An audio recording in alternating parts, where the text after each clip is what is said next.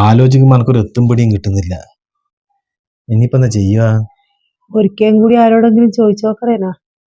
ഇനിയിപ്പം ചോദിക്കാൻ ഒരാളും ബാക്കിയില്ല. അവർക്കില്ല അവരേതായ വിഷമം.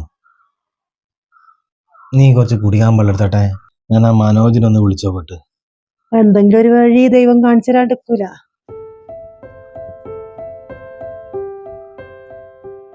ആ മനോജേ, എടാ ഞാൻ ഇന്നലെ പറഞ്ഞ നടക്കുവാ.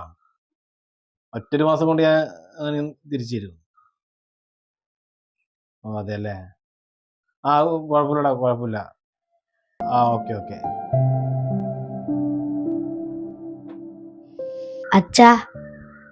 അച്ഛൻ എത്ര പൈസ വേണമെന്ന് എനക്കറിയില്ല. അച്ഛനൊരു കാര്യം ചെയ്, എന്റെ സൈക്കിൾ ആർക്കും കൊടുത്തിട്ട് പൈസ മേടിച്ചോ. പിന്നെ അപ്പൊ അങ്ങ് പൈസ ഉള്ളവരെ അക്ക് മേടിച്ചെന്നായി. അച്ഛനിങ്ങനെ വിഷമിക്കല്ല.